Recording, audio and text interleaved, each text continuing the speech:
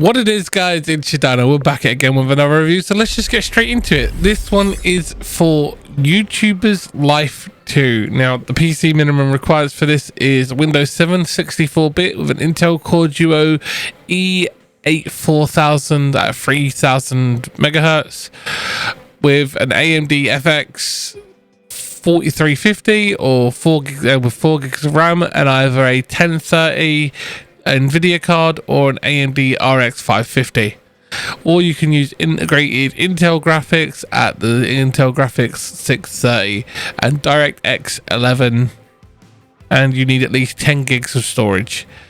The Mac requirements are Mac OS 10.13 64-bit, an Intel Core Duo, 4 gigs of RAM, and either an NVIDIA GTX 775M or an AMD Radeon 555 or Intel Iris Plus 655. Now, this game basically is very self-explanatory.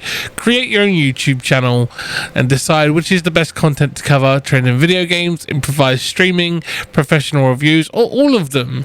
Collect cards to make the best content and choose the most suitable reaction for each video and situation. Record, edit, and publish high quality videos to get your first subscribers and views and make money in no time. With actual in-game representations of such YouTube stars as PewDiePie, Rubius, and many more. You have all sorts of different people in there, and you go to this new city called NewTube City, which is basically a city made just for content creators. So it's very weird. There's loads of different people doing all these different collaborations and stuff like that. You have people like PewDiePie in there, Rubius, Inox Tag, German Let's Play, Craner, Willy Rex, Lauren's Side. There's so many different other characters who are represented in game. They've done a really good job with that, and they've created some very unique experiences within the game.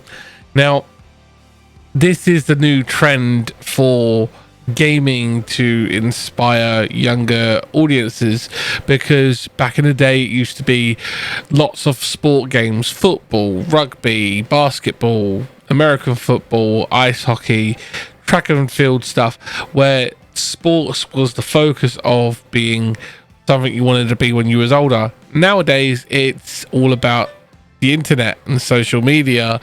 So there's games like this one, YouTuber Life 1, YouTuber Life 2.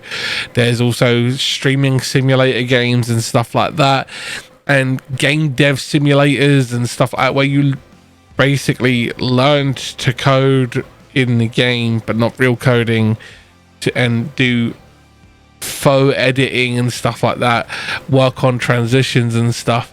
And it's basically aimed at the younger market and trying to get them involved in the next generation of content creators. And it's definitely a change in the model that is currently changing through the world, where there is more of a focus on the online instead of the real world. The sports side is very receded, and it's not really focused on as much now. So there's less and less sport games and more take into the life of X, Y, or Z person. And it's going to be the transition in trend of gaming that will focus on this sort of stuff. And I don't think it's a bad thing. It's just, it shows how the internet and social media and stuff like content creation has become very common within the mainstream world, and it's where the gaming world has been aware of a change, and they've seen a market to create something that could get younger gamers involved in wanting to be the next big content creator.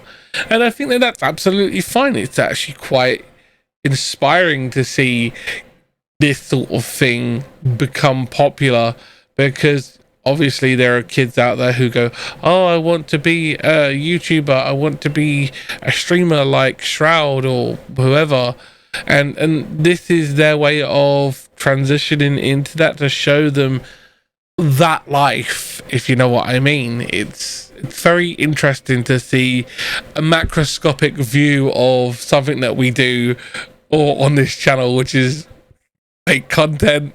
It's kind of an introspective view on my life kind of thing, doing like this sort of stuff, editing videos and recording, and it's very interesting to see how the devs have made an approach at it, and it's very interesting to say the least. But I do say that there is an over-exaggerated sense of accomplishment here in the way subscriber counts will escalate and stuff like that, and I don't want people to think that that is how it is in the real world.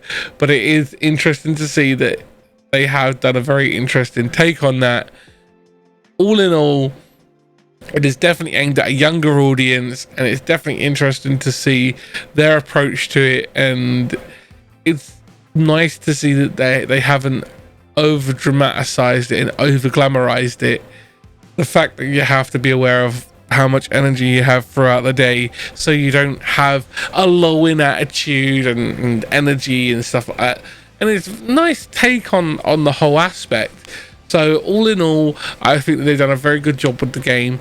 I would definitely say that this game is aimed more towards a younger audience, a more casual audience, the younger generation of gamer, not really the more adult gamers, like people in like their 20s and 30s and stuff like that. This probably won't appeal to them, but this is probably something that would appeal to the younger generation of gamer, like the age of my son, who's like 16 years old. It could appeal to him, or younger. It's definitely something that might appeal to 18-year-olds, maybe, but it's definitely aimed at the younger audience, and it might be fun for certain streamers to play it as a satirical thing, to say, hey guys, let's check out this game. They might have fun with it, might poke fun at it, and they might enjoy it. They could be surprised. You never know, because it was definitely something that made me chuckle whilst playing it, that it does have a sense of flair to it that isn't indicative to the real life, like the way certain things just approach you overnight, like bam, you're this thing and this happens. It's definitely an interesting take on the whole idea, and I feel that they've done a very good job of, whilst delivering an entertainment game, trying to keep it as realistic as possible within the confines of progression and stuff like that.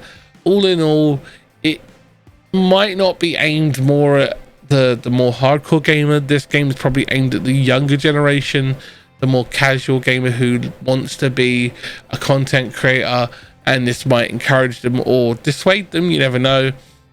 But it's definitely interesting to see, and that's my opinion. If you like the content, guys, let me know what you think in the comments. Thanks for checking it out. All links down below in the description. I'll see you in the next one. Bye guys.